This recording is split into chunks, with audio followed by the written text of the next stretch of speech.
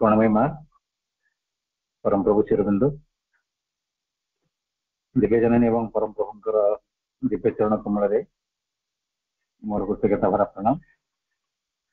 उपस्थित समस्त मातृ संतान मान प्रणाम जनाऊँगी एवं समस्त हृदय दिव्यजननी दिव्य उपस्थिति को कृतज्ञता। आमने जो विषय वस्तु को आज आलोचना करवा true surrender is alive, passivity is not surrender. प्रकृत समर्पण हम जीवन गोटे निष्क्रियता को आम समर्पण करें। आम एमती किसी व्यक्ति को देखा से माने अग्रगति पर प्रयास करती नहीं, से माने संपूर्ण तामसिक अवस्था था जिते अग्रगतिर किसी प्रयास कहती मोर अग्रगति कर किसी आवश्यकता नहीं, कारण माँ मो सहित अच्छा माँ सब किसी करेंगे। गोटे दृष्टि एक कथा ठीक तमाने जो महान जो दुर्लभ कार्य माने साधनार लक्ष्य रूपे वर्ण करछे कौन मनुष्यर प्रयास रही पार भगवान कृपा भगवान करुणार ही हम कि माने नुह जे एठी प्रयास को आम त्याग कर कथा बुझा पड़ो। नेपोलियन कर से बहुत भाग्यवादी थे। से कहते कि जे मो भाग्य जाते से हम से बहुत भाग्यवादी थे। दिने तांकर जड़े सेनापति कहले से कौन करती प्रत्येक युद्ध पूर्व से बहुत प्लान करती, सुंदर भाव योजना प्रस्तुत करती। जड़े सेनापति पचारे जे आपण भाग्य को मानती, से कहले हाँ मु भाग्य को मानी। आपणकर भाग्य जहाँ ना आपन को प्राप्त हम कि ना संभव नुहे। जदि आपणकर भाग्य जहाँ अच्छी ही आपको मिलवार अच्छी ताले आपण एते परिश्रम कहीं कर योजना कहीं कर सी हसी हसी कहले यहीटा भी मोर भाग्य ही अच्छी जे परिश्रम करके ही पाइबी। तमें आम बेले भाई तो मो भाग्य जहाँ आसो से हम माँ अच्छा सब हो कि करी ना मो तरफ एपरिक तो माँ कहते किसी किसी व्यक्ति भावती जे मु समर्पण भी करी समर्पण माँ मो करी सरेंडर कह जाए नहीं, कह जाए पैसिविटी बा निष्क्रियता। तो माँ से कथा कहले आम जाचु जे आमको प्रयास करी प्रयास को सरेंडर करा पड़ो। ये कथा आम पूर्व माँ बाणी आधार आलोचना करते। ये प्रभुंर जो बाणी पढ़ा जहाँ मध्यम कथा को भल भाव बुझा। प्रभु कहले an inert passivity is constantly confused with real surrender, but out of an inert passivity nothing true and powerful can come. It is the inert passivity of physical nature that leaves it at the mercy of every obscure or undivine influence. माँ पुस्तक लेखाटी जे एक तामसिक निष्क्रियता को आमे बेले बेले प्रकृत समर्पण रूपे भूल बुझू, किंतु गोटे इनर्ट पैसिविटी तामसिक निष्क्रियता रु कदापि गोटे शक्तिशाली वस्तुर उद्भव हो पार ना। It is the inert passivity of physical nature that leaves it at the mercy of every obscure और अनडिवाइन इन्फ्लुएंस। जदि जने जड़ निष्क्रिय अवस्था निजर शारीरिक प्रकृतिर तामसिकता भितर से अवस्था से निजक समस्त प्रकार अदिव्य शक्ति मान प्रभाव छाड़ीदेव। शक्ति अनेक अधिक शक्ति मान जंत्र हो। जो व्यक्ति निष्क्रिय अवस्था रहती निश्चित भाव में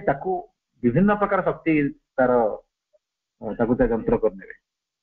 तो सरेंडर कौन आमको प्रयास करा पड़ो, प्रयास को सरेंडर करा पड़ो। तो प्रयासहीनता हूँ निष्क्रियता, सरेंडर नुह। कि ये गोटे एक्सक्यूज हिसाब से समस्त नहीं जाती जे मु कहीं चेष्टा करी माँ तो अच्छा माँ सब करेंगे। यहाँ प्रभु कहले यहाँ inert passivity not true surrender एवं इनर्ट पैसिविटी केते डेंजरस तार सूचना भी प्रभु देले जे ଏହା ଦ୍ୱାରା କ'ଣ ହବ ଆମେ ନିଜକୁ ସମସ୍ତ ପ୍ରକାର ଅଦିବ୍ୟ ଶକ୍ତି ମାନଙ୍କର କବଳରେ ଛାଡ଼ିଦେବା ତାମାନେ ଯୋଉ ବ୍ୟକ୍ତି ନିଷ୍କ୍ରିୟ ଥାଏ ନିଷ୍କ୍ରିୟ ବ୍ୟକ୍ତିକୁ ସମସ୍ତ ପ୍ରକାର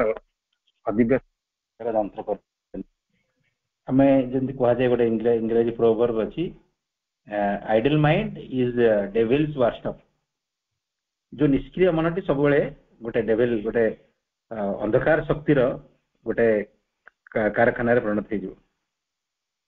तो मन जदि निष्क्रिय हम प्राण जदि निष्क्रिय हम शरीर जदि निष्क्रिय हो निष्क्रियता गोटे एमती डेंजरस स्टेट जड़े अधिक शक्तिर जंत्र हो प्रयासहीनता को आम कदापि समर्पण बोली कहीपर ना तापर प्रभु कहले आम कौन कर active surrender active surrender is when you associate your will with the divine will, reject what is not the divine, assent to what is the divine. Active surrender माने आमे भगवान का संकल्प सहित निजको एसोसिएट करबा निजको संपर्कित करबा भगवान का संकल्प सहित निजको एकात्म करबा जहाँ भगवान का संकल्प नुह आमे निजे ताकू प्रत्याख्यान करबा एवं जहाँ भगवत संकल्प सहित संपर्कित सेही स्तर को उठिया पई चेष्टा करबा एटा होची एक्टिव सरेंडर ता माने कोन आमे जानिचु जे आमे सबले मिछ कहउथिबा आमे कहबा जे जेबे मां कर इच्छा हो मु सत कहबी आमे अनेक प्रकार भूल भ्रांति भीतर पस्थिबा आमे कहबा जेबे मां कर इच्छा हो मो द्वारा ठीक काम हो एटा संपूर्ण गोटे जो कह जे भगवान को सहित आमे छलना करछु बोली कहजिबो ता माने मु सरेंडर करी माने मोर जहा जहा मो भीतर समर्पण पई बाधा सृष्टि करछि ताकू सब किछि को प्रत्याख्यान करबा पई मु मो तरफ प्रयास करी एवं मो तरफ भगवान को चेतना को उत्थित हवा पई मो तरफ सर्वोत्तम प्रयास मु करी कारण सरेंडर हवा पई गोटे स्टेट ऑफ कॉन्शियसनेस आवश्यक प्राथमिक अवस्था सरेंडर संभव ही न आमे जे पर्यंत आम भितर गोटे अहंकार अछि अहंकार तो केबे सरेंडर हुए नहीं अहंकार केवल समर्पण छलना करि परिबो से समर्पण हे परिबोनी से जेपर्यंत आम मान भितर गोटे पृथक कर्तृत्व बोध अच्छी प्रभु कहले से पर्यंत आमको पर्सनल एफर्ट उपर गुरुत्व देवा पड़े और पर्सनल एफर्ट होची एस्पिरेशन रिजेक्शन एंड सरेंडर ये जो पर्सनल एफर्ट कैटेगरी रे जो सरेंडर को रखा गला से सरेंडर कांसेप्ट अलगा एवं ट्रू सरेंडर कांसेप्ट अलगा ये सरेंडर जो पर्सनल एफर्ट कैटेगरी रे जो सरेंडर अच्छी सेटा कौन आमे आस्पृहा करवा आश्रय करिया माने उच्चतम चेतनार अधिकारी होवा पई आम भितर एक गभीर संकल्प को हम सृष्टि करवा प्रार्थना करवा मां को तापरे जहा किछि तार विपरीत ताक प्रत्याख्यान करवा एवं आमर आस्पृहा किपरि ठीक रहिबो माने निरंतर अविच्छिन्न रहिबो किपरि समर्पण पई आमे समर्थ हे परबा योग्य हे परबा सेति पई भगवतींकर सहायता मागिबा भगवतीं को प्रार्थना करबा तो से जगह माने आमे कहि परबा that is the surrender in the category of personal effort व्यक्तिगत प्रयास रूपक सरेंडर हम सेठी करिया पड़े एवं आमे जो सरेंडर को कहा जाए जो सरेंडर रु हमर साधना टी आरंभ हला from which surrender our sadhana begins तापर शेषरे जतबे हमर गोटे व्यक्तित्व गठित हे जिवो से सब किछि को भगवती पाखे समर्पण पूर्ण समर्पण कर सारा पर ही आमे सिद्ध अवस्था को जीवा आमे कॉन्सेप्ट ऊपर पूर्व भी आलोचना करछि जे मांकड़ छुआर पथ होछि तपस्यार पथ आ बिराड़ी छुआर पथ होछि पूर्ण समर्पणर पथ किंतु बिराड़ी छुआ हबा पर्यंत हमको मांकड़ छुआ पर तपस्या करिया पड़िबो बा पर्सनल एफर्ट देवा पड़िबो through personal effort will prepare ourselves for the true surrender तो जे पर्यंत आमे से स्तर को जाइनु आमे कहबा चुपचाप बसिया मां हम पई सब किछि कर देबे एटा होछि गोटे मिथ्या भ्रम धारणा या को तामसिक समर्पण कहै छै तामसिक निष्क्रियता कहै छै या यथार्थ रे प्रकृत समर्पण न हो कदापि आमे कहबा जे अर्जुन रथरे बसी कहबे जे मु युद्ध करिवि नहीं कारण मो सहित कृष्ण अछंती से सब जा करे कथा से सब करे सेटा संभव न अर्जुन को कृष्णंकर यंत्र होवा पड़िबो कर्म करिया पड़िबो कर्मटी को तांको समर्पण करिया पड़िबो तो ए जदि से चुपचाप बसिले कहले मो हातर गांडी बनै कि कृष्ण मध्य तीर चलेबे समस्त को बद्ध करिवे ताले सेटा हे जो तामसिक सरेंडर सेटा प्रकृत सरेंडर न हो तामसिक निष्क्रियता inert passivity not true surrender से कथा माँ भी कहते जे surrender doesn't mean to abandon your will समर्पण माने नुह जे तुम तुम संकल्प को भी त्याग करदेव you can hasten the realisation by lending your will to the divine will and that too is surrender in another form. What is required of you is not a passive surrender in which you become like a block but to put your will at the disposal of the divine will. मा कहले जे प्रकृत चुपचाप Busby आपको आम true surrender कहीपर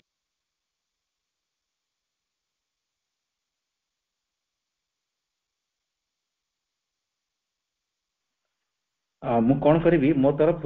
मोर अग्रगति को त्वरान्वित करने सर्वोत्तम प्रयास करी मो भितर अग्रगतिर जो संकल्पटी अच्छी से संकल्प को मु भगवान को अर्पण करी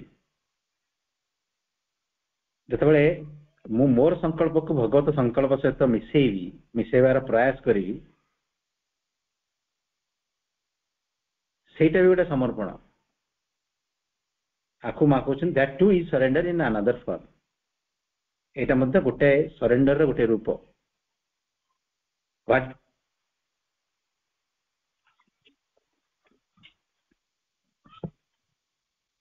what is required what is required of you is not a passive surrender in which you become like a block आमठू कौन आशा करा जाउची आमठू आशा करा जाउची आमे संकल्प करिवा संकल्प को समर्पण करिवा प्रयास को समर्पण करिवा गोटे पैसिव सरेंडर माने कौन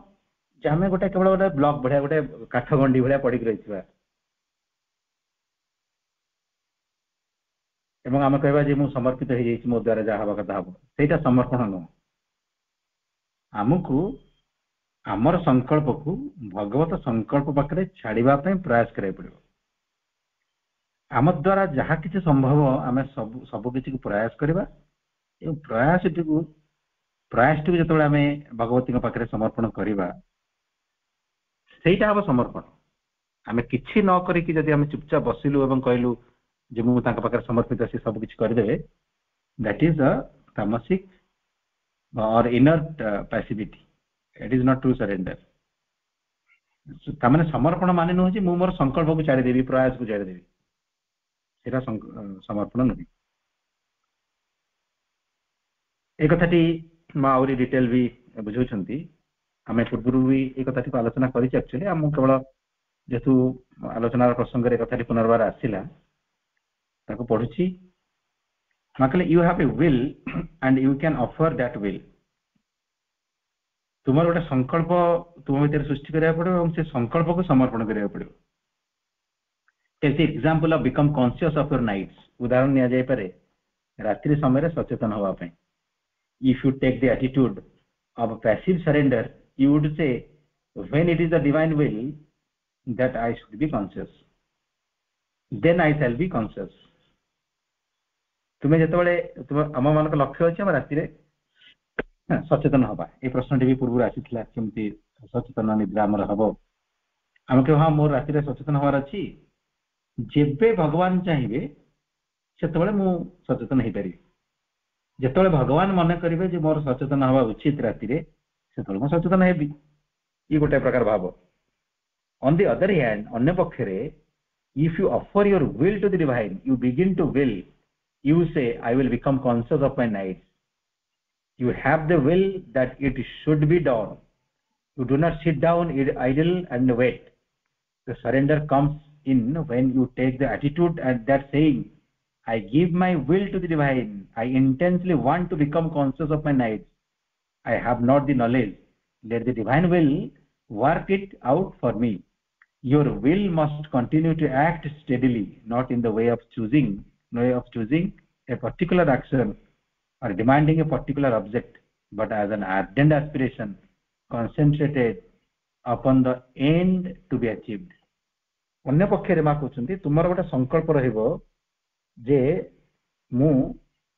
रात्रि रे समय रे सचेतन हेबी मो भीतर संकल्प जागृत होउची तो से संकल्पटा को मु मां पाखे समर्पण करी मु चुपचाप बसी जीवी नहीं चुपचाप बसिकी किसी प्रयास न करी मो तरफ अपेक्षा करी नहीं मां कार्य को मो भितर गोटे समर्पण भाव आसीबो द सरेंडर कम्स इन सेति बेले समर्पण आसीबो when you take the attitude that says जेतबे तुमे एई मनोभावटे धारण करिवो जो मनोभावटी कहे I give my will to the divine मु मोर संकल्पटे को भगवान को दउछि आमे ए जो संकल्प की गोटे संकल्प को ही आमे निष्क्रिय संकल्प बिल कहि परिबे नै केवल संकल्प करके जे चुपचाप बस जाइछि संकल्पटी को वास्तव रूप प्रदान करिया पई जहा जहा निष्ठापर प्रयास आवश्यक से कथा भी से करूछि एवं से प्रयास एवं से संकल्पटी को भगवती पाखे समर्पण करूछि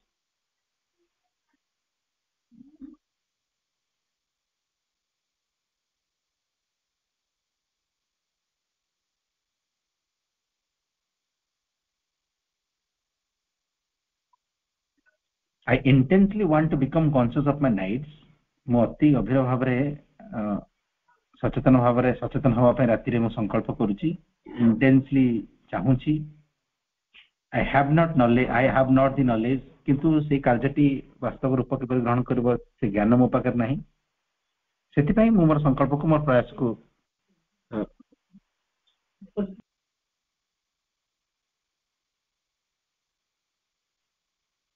भगवती पाखे समर्पण करुच्ची जपरिक से कार्यटी वास्तव रूप ग्रहण कर परिबो तापरे कथाटी आम केते समय करबा ए प्रसंग भी आलोचना करछन्ती जेपर्यंत कार्यटी सफल न होइछि से पर्यंत आम संकल्प करथिबा प्रयास करथिबा your will must continue to act steadily not in the way of choosing a particular action or demanding a particular object but as an ardent aspiration concentrated upon the aim to be achieved अमानकर से जो संकल्पटी पूरा निरंतर एवं steady स्थिर हवा दरकार आमे संकल्प को अनेक प्रकार डिमांड सहित मिसई परिबा नहीं आमे केबा मु संकल्प करछि मोरी मु जो भलिया भाबुछि जो भलिया प्लान करछि सेही भलिया ही भगवत संकल्प से कार्यटी को रूप प्रदान कर दे परिबो से कथा नहीं आम भितर गोटे आर्टेंट एस्पिरेशन गोटे कोन अभिराम आस्पृहा निरंतर आस्पृहा जागृत हवा सहित लक्ष्य को हासिल करने संपूर्ण एकाग्रता से जगह रही पूरा इंटेंस एस्पिरेशन आमे जमती कह जाए गोटे शिक्षाटी जमती पवन रे एपट सेपट हल्ला बेले एस्पिरेशन नो पूरा सदा जागृत अभिराम अविरत आस्पृहा आम भितर थी मो तरफ कौन प्रकार डिमांड मो तरफ भावी दौ नी लक्ष्यटी यही भाया हम मोर अचीवमेंट मोर निजस्व धारार हम सेमती कौन डिमांड न केवल गोटे स्थिर अप्रतिहत आस्पृहा थी जेपर्यंत कथाटी हासिल न होती से पर्यंत मो संकल्प को मो तरफ प्रयास कर जागृत करी जहाँ जहाँ से अनेक अनेक क्षेत्र में माँ बहुत प्रैक्टिकल कथा भी कहते जमती राति सचेतन हाँवाई माँ कहते राति समय कौन प्रकार माने कौन पेट भरी खाइबे नहीं गरिष्ठ खाद्य खाइबे नहीं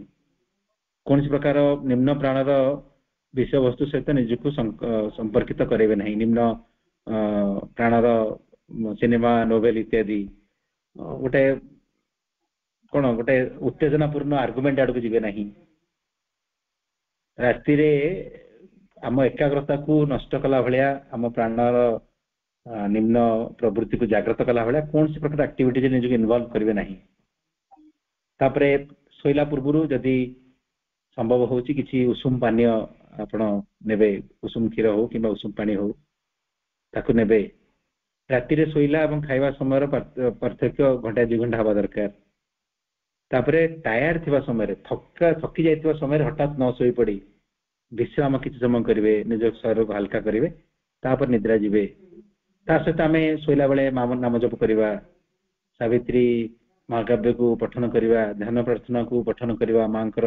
वॉइस मांकर म्यूजिक को शुणी शुणी सोई पड़वा तो these are efforts practical tips to be conscious in the night तो आम केवल संकल्प नहीं संकल्प सहित माँ किसी प्रैक्टिकल टेक्निक भी कही निष्ठा भाव फॉलो करथिबा तापर आम संकल्प सहित आम प्रयास को भगवान को अर्पण कर सरेंडर कह आम केवल चुपचाप बसिकी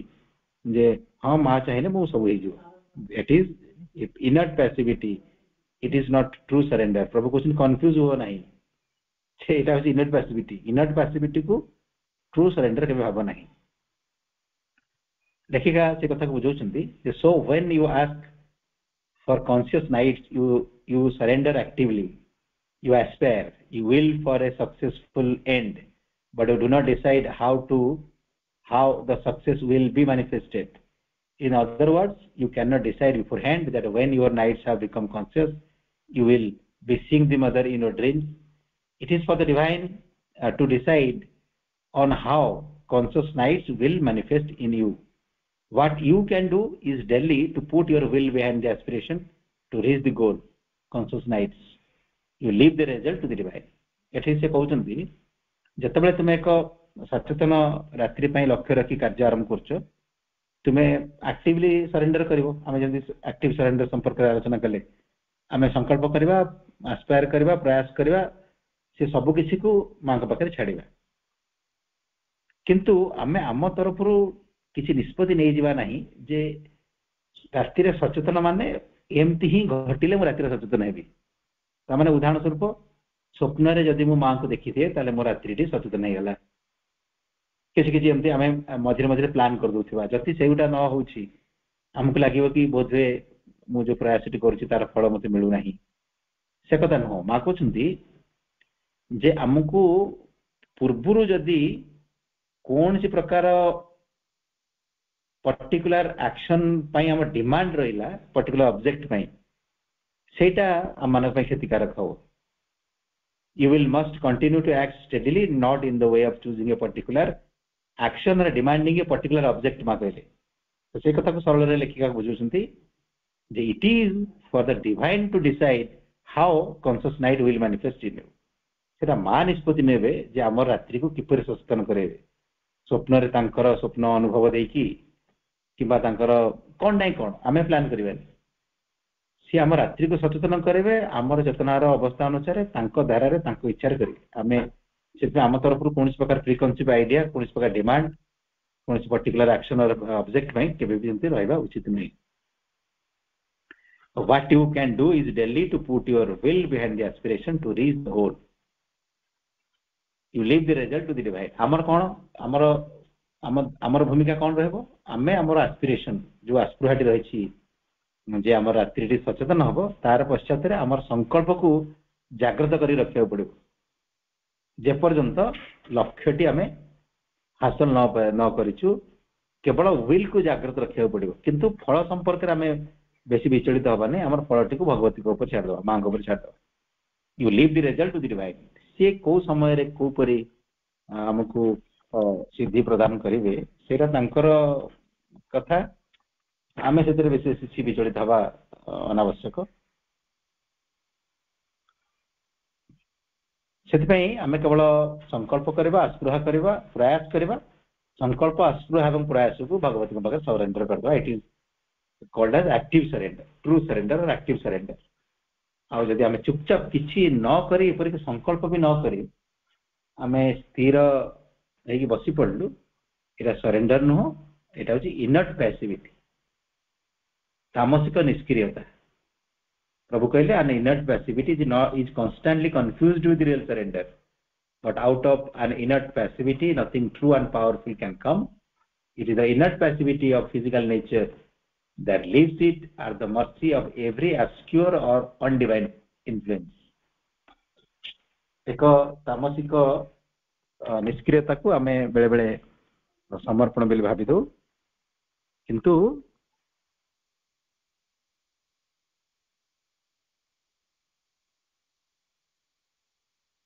भी गोटे उत्तम फल मिलबनी बरम तामसिक निष्क्रियतार कारण जड़े निजक संपूर्ण भाव अदिव्य शक्ति मानक क्रीड़नक हाँवाई छाड़द आम सचेतन रहा से आम बुझापी चेष्टा कले what is inert passivity and what is true surrender और व्हाट इज एक्टिव सरेंडर आज आलोचना टी मो तरफ रखुची ଆଜିର ଆଲୋଚନାକୁ ଆଧାର କରି ଯଦି ଆପଣ ଭାଇମାନଙ୍କର କିଛି ଜିଜ୍ଞାସା ରହିଛି, ପ୍ରଶ୍ନ ରହିଛି, ତେବେ ବାକି ସମୟ ତକ ସେଇ ପ୍ରଶ୍ନକୁ ଆଧାର କରି ଆମେ ଆଲୋଚନାକୁ ଆଗକୁ ବଢେଇବା।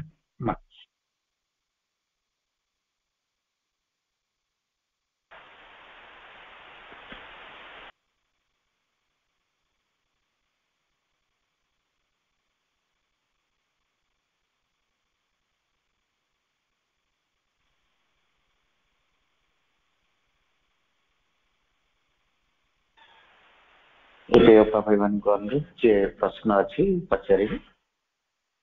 ନିଜେ ନିଜେ ମ୍ୟୁଟ୍ କରିବେ।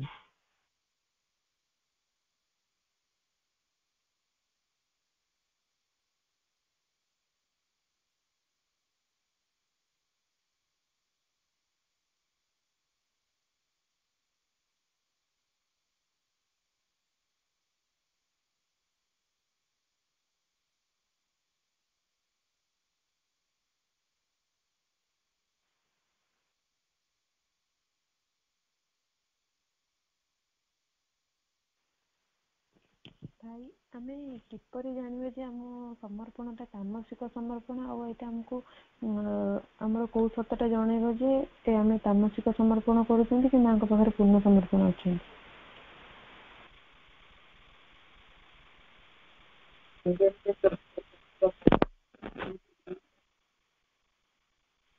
ତାମସିକ ସମର୍ପଣ କାହାକୁ କୁହାଯାଏ? ଆମେ କାହାକୁ ତାମସିକ ସମର୍ପଣ କହୁ? ଏଇଟା ଯଦି ପ୍ରଶ୍ନ ଯେ ଆମେ କେମିତି ଜାଣିବା ଯେ ଆମେ ତାମସିକ ସମର୍ପଣ କରୁଛୁ କି ପ୍ରକୃତ ସମର୍ପଣ କରୁଛୁ, ତା ପୂର୍ବରୁ ଆମକୁ ଜାଣିବାକୁ ପଡିବ ହ୍ୱାଟ ଇଜ ତାମସିକ ସରେଣ୍ଡର ବା ପ୍ରକୃତ ବା ଜଡ଼ ନିଷ୍କ୍ରିୟତା, ତାମସିକ ନିଷ୍କ୍ରିୟତା କାହାକୁ କୁହାଯାଏ ଆମେ ଜାଣିବାକୁ ପଡିବ। ହ୍ୱାଟ ଇଜ ତାମସିକ ନିଷ୍କ୍ରିୟତା, କଣ ସେଇଟା? ତାମାନେ ଜଣେ କିଛି କରୁନାହିଁ, ଜଣେ ଚୁପଚାପ ବସିଛି, କିଛି ତା ତରଫରୁ କରୁନାହିଁ। କଷ୍ଟ ଦରକାର, ମୁଁ କିଛି କରୁନାହିଁ, ମୁଁ ଭାବୁଛି ମା ମୋ ପାଇଁ ସବୁ କିଛି କରିଦେବେ। ଜଣେ ବ୍ୟକ୍ତି ଅନେକ ବର୍ଷ ଧରି ମା ଏବଂ ପ୍ରଭୁଙ୍କର ପୁସ୍ତକଟିକୁ ଆଣିକି ଘରେ ରଖିଛନ୍ତି ଏବଂ ସିଏ କହିବେ ଯେ ଯେବେ ମାଙ୍କର କୃପା ହବ ମୁଁ ଏ ପୁସ୍ତକଟିକୁ ବୁଝିଯିବି। ଆଉ ଜଣେ ବ୍ୟକ୍ତି କଣ କରୁଛନ୍ତି, ସେ ପୁସ୍ତକଟିକୁ ଖୋଲୁଛନ୍ତି, ପଢୁଛନ୍ତି, ବୁଝିପାରୁନାହାନ୍ତି, ମାଙ୍କୁ ପ୍ରାର୍ଥନା କରୁଛନ୍ତି ଯେ ମା ଆପଣଙ୍କର ପୁସ୍ତକଟି ମୁଁ ବୁଝିବା ପାଇଁ ଚାହୁଁଛି। ଏ ଦିଟା ଭିତରୁ କିଏ ଜଡ଼ ଅବସ୍ଥାରେ ଅଛି? ଜଣେ ବହି ଖୋଲୁ ନାହିଁ, ତାର ଜରି ବି କଟା ହେଇନି, ପ୍ୟାକିଂ ବି ଖୋଲା ହେଇନି, ସେ ମାଙ୍କ ପାଖରେ ବହିଟାକୁ ରଖିଦେଇକି ଚୁପଚାପ ବସି ମା ଯେବେ ଚାହିଁବେ, ଯେବେ ମାଙ୍କର କୃପା ହବ ମୁଁ ବହିଟାକୁ ବୁଝିବି। ଆଉ ଜଣେ କଣ କରୁଛି, ପ୍ରୟାସ କରୁଛି, ମାଙ୍କର ସହାୟତା ମାଗୁଛି। ଏ ଦିଟା ଭିତରୁ ଆମେ ସହଜରେ ବୁଝିପାରୁଛୁ ନା ଯେ କୋଉ ଅବସ୍ଥାରେ ଆମେ ତାମସିକ ଅବସ୍ଥାରେ ଅଛୁ। ତାମସିକ ସରେଣ୍ଡର ମାନେ ପ୍ରୟାସ ହିଁ ନ କରିବା ଏବଂ ଭାବିଦେବା ସବୁକିଛି ଭଗବାନ ମୋ ପାଇଁ କରିଦେବେ। ଆଉ ତାପରେ ଆକ୍ଟିଭ ସରେଣ୍ଡର ତାପରୁ ହିଁ ଆରମ୍ଭ ହୁଏ। ଆମେ ପ୍ରୟାସ କରିବା, ପ୍ରୟାସକୁ ଭଗବତୀଙ୍କ ପାଖରେ ସମର୍ପଣ କରିବା। ଯଦି ଆମ ଦ୍ୱାରା ହଉନି ଆମେ ସାହାଯ୍ୟ ମାଗିବା, ପ୍ରାର୍ଥନା କରିବା, ଚେଷ୍ଟା କରୁଥିବା, ସାହାଯ୍ୟ ମାଗୁଥିବା, ଚେଷ୍ଟା କରୁଥିବା, ସାହାଯ୍ୟ ମାଗୁଥିବା। It is active surrender.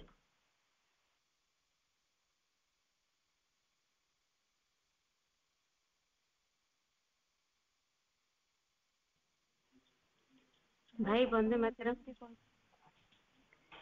ଭାଇ ମୁଁ ଆଜିକୁ 43 ବର୍ଷ ହେଲା ମା ଶ୍ରୀରନ୍ଧକୁ ଜାଣିଛି। ଆଉ ମୋର ପ୍ରକୃତରେ ଭଗବାନ ବୋଲେ ମୁଁ ମା କା ଜାଣିଛି। ଯେକୌଣସି ପୂଜା ପାଠ ମାନେ ମତେ କୌଣସି ବିଶ୍ୱାସ ନାହିଁ, ମା ଶ୍ରୀରନ୍ଧୁ ମୁଁ ବହୁତ ବିଶ୍ୱାସ କରେ। ଆଉ ପିଲାବେଳୁ ଆଜି ବି ମୁଁ ମା ଶ୍ରୀରନ୍ଧୁ ଡାକୁଛି। କିନ୍ତୁ ମତେ ଏବେ 2 ଦିନ ତଳେ ଆମ ନିଜର ଲୋକ ଜଣେ ଆଉ ମାନେ ବହୁତ କିଛି କହିଲେ ମା ଶ୍ରୀରନ୍ଧ ବିଷୟରେ। ଆଉ କହିଲେ ତୁ କଣ ଭଗବାନ ଭାବୁଛୁ, ତାଙ୍କୁ ପୂଜା କରୁଛୁ? ମତେ ସେ ସବୁ ରଙ୍ଗ ମାନେ ଡିସିସନ ଦେଲେ। ମତେ ବହୁତ କିଛି ମାନେ ସେତେବେଳେ କିଛି ଫିଲିଂ ଆସିନି, କାହିଁକି ମୁଁ ତ ମତେ ଏବେ ଆଉ ଚେଞ୍ଜ କରିବ ମୁଁ କିଛି ଭାବି ପାରିବିନି, ଚିନ୍ତା ବି କରିପାରିନି। ମୁଁ କହିଲି ଯେ ମୋର ଯଦି ଶରୀରକୁ ଖଣ୍ଡ ଖଣ୍ଡ କରିଦବ ସେ ଭିତରେ ବି ମା ଶ୍ରୀରନ୍ଧ ବାହାରିବି। ମତେ ଆଉ କିଛି ଚେଞ୍ଜ କରିବନି। ମୁଁ କିଛି ବୁଝିପାରିଲିନି। ମୁଁ କହିଲି କଣ ମାଙ୍କର ପରୀକ୍ଷା ନା ମୁଁ କଣ? ଭାଇ ମୁଁ କିଛି ଜାଣିପାରୁନି। ମୋର ଅତି ନିଜର ଲୋକ, ଜାଣିବା ଲୋକ, ସେ ମତେ ଏପରି ଟିକେ କହିଲେ ଭାଇ। ଏଇ ନିଚ ପର କିଛି ନାହିଁ ଅପା। ଆମକୁ ପଥଚ୍ୟୁତ କରିବା ପାଇଁ ବିରୋଧୀ ଶକ୍ତି ଯେକୌଣସି ବ୍ୟକ୍ତିକୁ ଯନ୍ତ୍ର କରିପାରେ। ଆମ ନିଜ ଲୋକଙ୍କୁ ବି ଯନ୍ତ୍ର କରିପାରେ, ଆମର ପର ଲୋକଙ୍କୁ ବି ଯନ୍ତ୍ର କରିପାରେ। ଆମର ସେଥିରେ ବିଚଳିତ ହବା କଣ ଅଛି? ଆମ ହୃଦୟ ଯଦି ମା ଭଗବତୀଙ୍କୁ ଭଗବତୀ ବୋଲି ମାନି ନେଇଛି, ଆମର ସବୁ କିଛି ବୋଲି ମାନି ନେଇଛି, ଯିଏ ଯାହା କହୁଛି କହୁ, ଆମେ ସେଥିରେ ବିଚଳିତ ହବାର କଣ ଅଛି?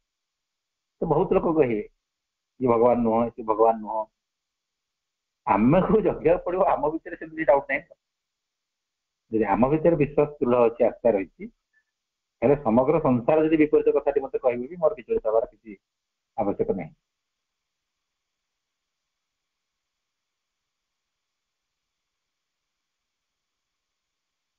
ଭାଇ ସେଇଟା ତ ନିଶ୍ଚୟ ଭାଇ, ବହୁତ କିଛି ବହୁତ ଜଣ ଶୁଣୁଥିଲି, ମତେ କେବେ ବି କୌଣସି ଜିନିଷ ଆଘାତ ଦିଏନି। ଛାଡ ଯିଏ ଯାହା ମନରେ କୁହନ୍ତୁ, ମୋର କଣ କହିବାର ଅଛି। ମୁଁ ତ ଯାହାକୁ ମାଗୁଛି, ମୁଁ ଯାହାକୁ ମନେ ଭଲ ପାଉଛି କି ସ୍ନେହ କରୁଛି, କି ମୁଁ ଯାହାଠୁ ମୋର ଉତ୍ତର ପାଇପାରୁଛି, ମତେ ଏତେ ମାନେ ବିଶ୍ୱାସ କରିବେନି, ମୁଁ ମୋର ସବୁ କିଛି ମାଲ ଭାବେ, ମତେ କିଛି ଲାଗେନି। କିନ୍ତୁ ସେ ଯୋଉ ହଠାତ୍ ରେ ଏତେ ଜୋରରେ କହିଲେ, ଟିକେ ମନରେ ଯଦି ବିଚଳିତ ଆସିଗଲା, ତଥାପି ମୁଁ ଆହୁରି ଜୋରସେ ମାଆକୁ ଡାକିଲି, ମା ମୋର ଏଇଟା ପରୀକ୍ଷା ନା କଣ, ମୁଁ କିଛି ବୁଝିପାରୁନି, ତୁମେ ଆଗ ତାର ରାସ୍ତା ଦେଖେଇଦବ, ଏମିତି କହିଲି ଭାଇ। ହଁ, ଅସୁବିଧା ଯଦି ଆସିଲା, ଆମ ଭିତରେ କିଛି ସେମିତି ବିଚଳିତ ଭାବ ଆସିଲା, ନିଶ୍ଚିନ୍ତ ଭାବରେ ମାଙ୍କୁ ପ୍ରାର୍ଥନା କରିବାଟା ହିଁ ଗୋଟେ ସର୍ବୋତ୍ତମ ଉପାୟ, ତା ଠିକ ଅଛି। କିନ୍ତୁ ଆମେ ବିଚଳିତ କାହିଁକି ହବା? ଯଦି ଆମେ ଥରେ କନଭିନ୍ସ ହେଇ ସାରିଲୁଣି ଯାହାଙ୍କୁ ଆମେ ମା ବୋଲି ଭାବୁଛୁ ସିଏ ହଉଛନ୍ତି ଭଗବାନ,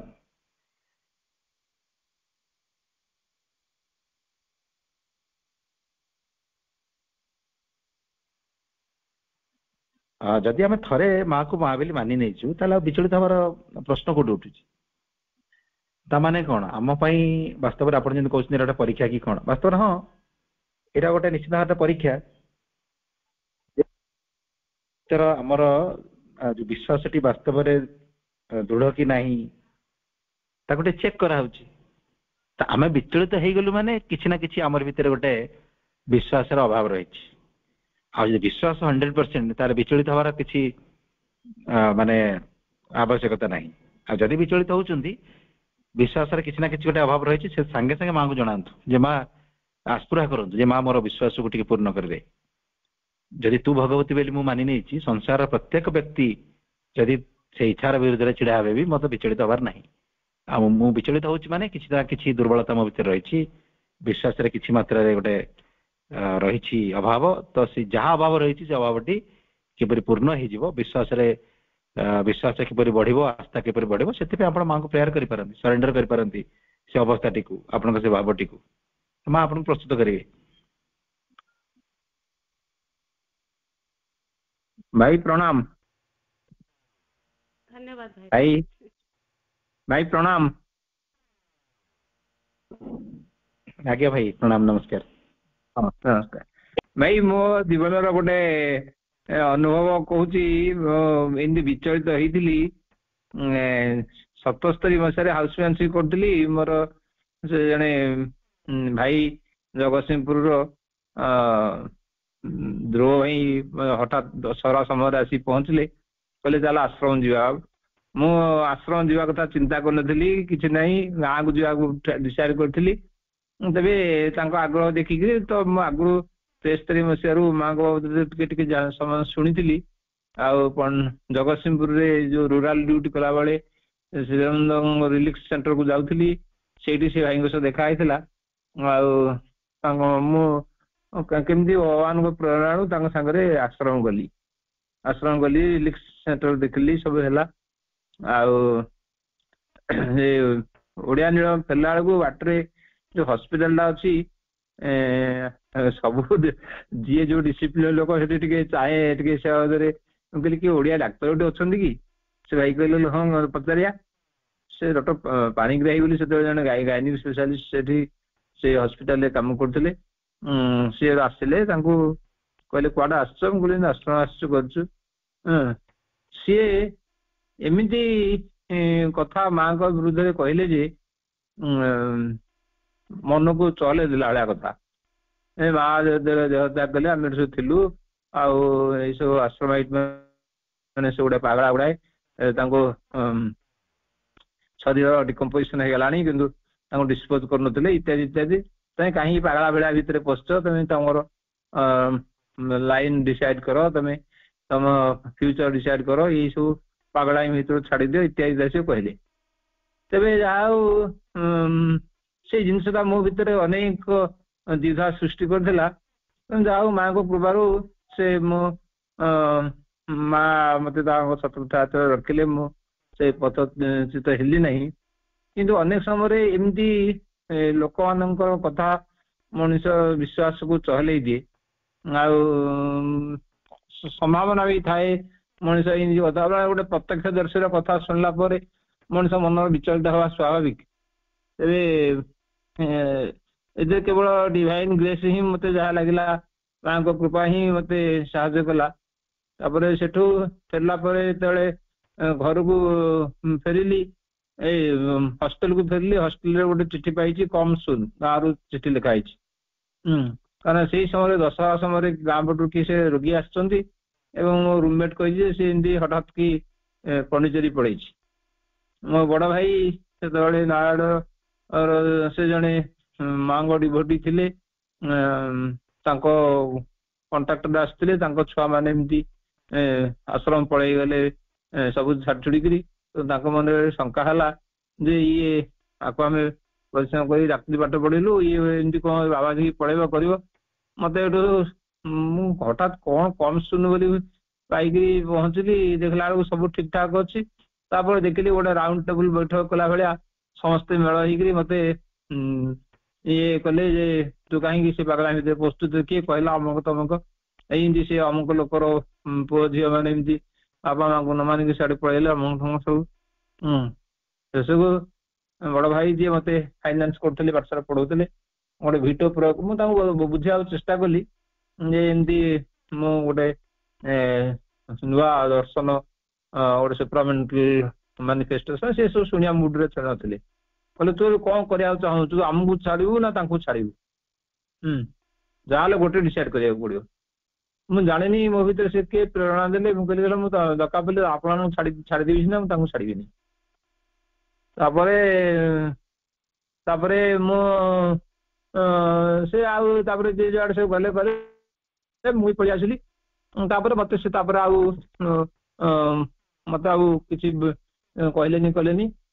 ହାୱେଭର ମୋ ବାପା ମା କିନ୍ତୁ ମତେ ସପୋର୍ଟ କଲେ। ମାଙ୍କୁ ସେମାନେ ଜାଣନ୍ତୁ ନ ଜାଣନ୍ତୁ କିନ୍ତୁ ମାଙ୍କୁ ସେମାନେ ଫିଲୋସଫି ନ ଜାଣନ୍ତୁ ବୋଧେ କିନ୍ତୁ ମାଙ୍କୁ ସେ ସ୍ୱୀକାର କଲେ। ଭାଇ ଅବଶ୍ୟ ସ୍ୱୀକାର କଲେ ନାହିଁ ଶେଷ ପର୍ଯ୍ୟନ୍ତ। ତେଣୁ ମୁଁ କହିବା କଥା ଯେ ଏମିତି ଆମେ ଅନେକ ସମୟରେ ଭାବୁ ଲୋକ ଆମ ବାପା ଭାଇ ମାନେ କହନ୍ତି ଯେ ମୁଁ ମାଙ୍କୁ ଧରିଛୁ ମୁଁ ମାଙ୍କୁ ଆଶ୍ରୟ ନେଇଛି। ମତେ କାହିଁ ସଦାବେଳେ ସେଇଥିପାଇଁ କହେ ଯେ ମୁଁ ମାଙ୍କୁ ଧରିନି ମା ମତେ ଧରିଛନ୍ତି କାହିଁକିନା ସିଏ ମତେ ଧରିଛନ୍ତି ବୋଲି ମୁଁ ଖସିନି। ନହେଲେ ଏମିତି ଏଇ ଯୋଉ ଖସଡା ପଥରେ କେତେ ଥର ଗୋଡ ଖସି ଯାଇଥାନ୍ତା। ମୁଁ ଏଟା କୌଣସି ବାହାଦୁରୀ ମାରିବାକୁ କହୁନି ଭାଇ। ଏମିତି ଜୀବନରେ ଏମିତି ଆସେ ଅନେକ ସମୟରେ ବି ଏମିତି ଲୋକମାନେ ବାୟସ୍ଟ ହେବାର ବହୁତ ସମ୍ଭାବନା ଥାଏ। ସେ ଅପା କହିଲେ ବୋଲି କଥାଟା ମୋ ମୁଣ୍ଡକୁ ପଶିଲା ସେଥିପାଇଁ କହିଲି। ଯଦି ଆପଣ ଆମକୁ ଫର୍ଦର ଏକ୍ସପ୍ଲେନ କରିବେ ବେଟର ଲାଗିବ। ଧନ୍ୟବାଦ। ଆଜ୍ଞା ଭାଇ ଏଇଟା ଗୋଟେ ବାସ୍ତବ ଅବସ୍ଥା ଆମମାନଙ୍କର। ଆପଣ ବି ଅନେକ ଦିନ ପୂର୍ବରୁ ବି ଏଇ କଥାଟି ଥରେ ଆଲୋଚନା କରିଥିଲେ। ଅନେକ ଦିନ ପୂର୍ବରୁ ଯୋଉ ସମୟରେ ନବଶିଷ୍ୟର ଆମର ସକାଳ 9ଟାରେ କ୍ଲାସ ହଉଥିଲା ମୋର ମନେ ପଡୁଛି। ଏଇଟା ଫ୍ୟାକ୍ଟ। କାରଣ ଆମେମାନେ ଭଗବତୀଙ୍କର ପକ୍ଷରେ ଯୋଗଦାନ କରିଛୁ। ଆମେ ତାଙ୍କର ଆର୍ମିର ସୋଲଜର। ତାଙ୍କ ବିରୁଦ୍ଧରେ ଯୋଉ ଆର୍ମିଟି ଲଢୁଛି ତାର ବି ସୋଲଜର ଦରକାର। ତ ସିଏ ଯଥା ସମ୍ଭବ ତାର ରିକ୍ରୁଟମେଣ୍ଟ ପାଇଁ ଆମମାନଙ୍କୁ କନଭିନ୍ସ କରିବା ପାଇଁ ଚେଷ୍ଟା କରିବ ଏବଂ ସେ କନଭିନ୍ସ କରିବାର ସମୟରେ ସେ ଆମମାନଙ୍କର ବନ୍ଧୁ ଆମମାନଙ୍କର ପରିଚିତ ବ୍ୟକ୍ତି ଆମମାନଙ୍କର ପରିବାରର ବ୍ୟକ୍ତି ଏପରିକି ଅନେକ କ୍ଷେତ୍ରରେ ଆମର ବାପା ମାଙ୍କୁ ବି ସେଠି କାମରେ ଲଗେଇଦବ ଦରକାର ପଡିଲେ ଏବଂ ଅନେକ ପ୍ରକାର ପ୍ରମାଣ ଦେଖେଇବ ଅନେକ ଏକ୍ସାମ୍ପଲ ଶୋ କରିବ ଏବଂ ଆମକୁ କନଭିନ୍ସ କରିବା ପାଇଁ ଅନେକ ବିଫିଟିଂ ଏକ୍ସାମ୍ପଲ ବି ଦବ। ବହୁତ କିଛି ସେ ଆଡଭର୍ଟାଇଜମେଣ୍ଟ କରିବ। କିନ୍ତୁ ଆପଣଙ୍କର ଯୋଉ ଅନୁଭବ ସେଇଟା ବି ବାସ୍ତବ। ଆଉ କିନ୍ତୁ ମା ଭଗବତୀ ଆମକୁ ଯେତେବେଳେ କୋଳରେ ମାଡି ବସି ଧରିଛନ୍ତି ସମସ୍ତ ଅଗ୍ନି ପରୀକ୍ଷାରୁ ଆମେ ନିଶ୍ଚିତ ଭାବରେ ଉତ୍ତୀର୍ଣ୍ଣ ହବା। କିନ୍ତୁ ମା ଏକଥା ବି କହିଛନ୍ତି ଯେ ପଥଚ୍ୟୁତ ହବାର ଯେହେତୁ ଅନେକ ସମ୍ଭାବନା ରହିଛି ବିଶେଷ କରି ଯୋଉମାନେ ଡିଭାଇନ ଇନଷ୍ଟ୍ରୁମେଣ୍ଟ ତାକୁ ହିଁ ସର୍ବାଧିକ ଟାର୍ଗେଟ ହୁଏ। ତ ଆମେ କେବେ ବି ମାନେ କାଜୁଆଲ ହବାନି। ଆମେ ସବୁବେଳେ ସଚେତନ ରହିବା। ଯେବେ ବି କିଛି ବିଚଳିତ ଭାବ ଆସୁଛି ଯେବେ ବି କିଛି ଆଡଭର୍ସ ସିଚୁଏସନ ଆମେ ଫିଲ୍ କରୁଛୁ ଏକ୍ସପିରିଏନ୍ସ କରୁଛୁ ସାଙ୍ଗେ ସାଙ୍ଗେ ପ୍ରାର୍ଥନା କରିବା ଆବଶ୍ୟକ ନାମ ଜପ କରିବା ଆବଶ୍ୟକ ସବୁ କଥା ତାଙ୍କୁ ଜାଣିବା ଆବଶ୍ୟକ ଯେପରିକି କୌଣସି ଆଡଭର୍ସ ଫୋର୍ସ ଆମ ଏଗେନ୍ଷ୍ଟରେ ସକ୍ସେସ ନ ହେଇଯାଏ। आम अचेतन अवस्था केबे भी रही केबे भी काजुआल हबानी एनी मोमेंट रे आम ऊपर अटैक आसीपे अनेक प्रकार अग्नि परीक्षा को आमको सम्मुखीन हवा पड़ पाए निश्चित ये कथाटी तो माने कहीं भी अस्वीकार करेंगे ना जे सी आमको जाबुड़ी धरी बोले आम खसी पारूना आम कौन अच्छी तथापि आम सचेतन रहे जदि भी किसी विपरीत परिस्थिति को आमको सम्मुखीन हवा पड़ू सांगे सांगे आटवान्स आम माँ नाम जप करवा आरंभ करदे जनवा आरंभ करदे आम काजुआल होनी हाँ किसी हेनी एमती भावीदे से विरोधी शक्ति किसी भी करें से आमको सचेतन हवा जरूरी बोली मन कर भाई बहुत लोक कही तो दिन भितर मुझे बहुत शुणी कि मत के विचलित करदेला से जो व्यक्ति कहले बहुत कड़ा कथा कही एमती कि कही जे माँ परिवार तार परिवार भांगी जाए तोर पुओ दीटा तू जानू भविष्य में मत यही प्रकार वार्ड जो लगे माने भाई प्रकृति मो माँ को विश्वास सब करे कि से टिके कष्ट लगी मैंने एमती वार्ड से कही पारे आहरी केते कथा कहते से वार्ड जा मुझे पारिनी से मुझे पचारे आम तो बुझीपारे यहाँ सहज कथा आम जो थे विचलित हवा से अस्त्र पुस्त्र से प्रयोग कर ना जो व्यक्ति कथार आम सर्वाधिक प्रभावित हवा से व्यक्ति को तो इंस्ट्रूमेंट आकार यूज कर भाई एक्सपीरियंस कहले जड़े डाक्तर मध्यम कहगला ये जो जड़े डाक्तर कहले से बेसी प्रभावित हो पार से जड़े डाक्तर को अन्य जन डाक्तर को इंस्ट्रूमेंट करागला निजर बड़ भाई जहाँ प्रति गोटे इमोशनल कनेक्शन रही विटनेस रही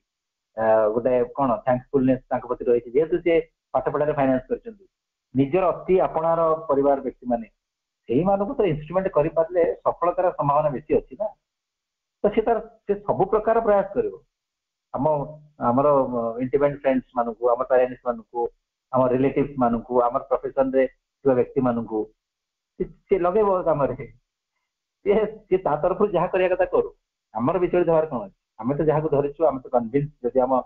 हृदय कन्विन्स आमको अन्य समस्ते कन्विन्स करने चेष्टा करूँ आम कथा कहीं गुरुत्व दबा कहीं शुणा कहीं अनेसेसरी निजी को विचलित करवा जदि विचलित हो जाऊँ सागे सागे माँ को डाक यहाँ हूँ कथा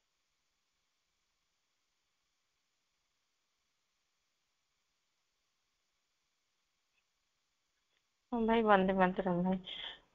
भाई जितेबाला आम समर्पण कर ठीक थाए जिनस केतले जिनस माने ए टाइम टा भूली जाओ समर्पण टा भूली ही जाओ से कहीं भूली जाओ भाई माने जो ए सब जिनस पशिकी माने जंजाल जो कहती जंजाल तो नुह माने कर्म रे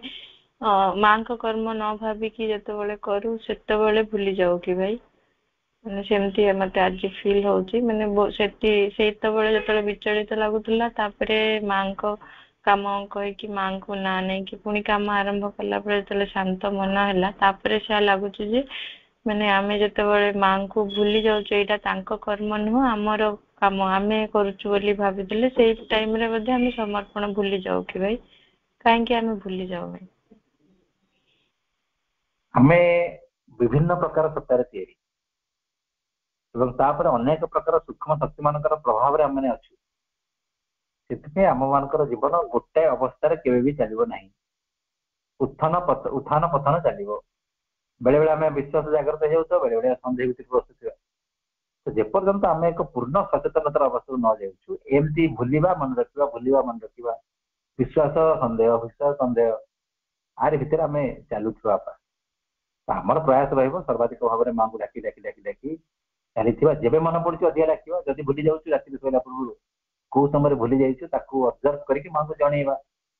जदि केबे माँ मन पड़ी ना केबे माँ गोटे सन्देह आसी जाए जदि आम माँ को उपस्थिति को अनुभव करूँ सब किसी को सरल शिशु पर माँ को जन चली गोटे समय आस आमर सचेतनता पूर्ण हो समर्पण टी पूर्ण हम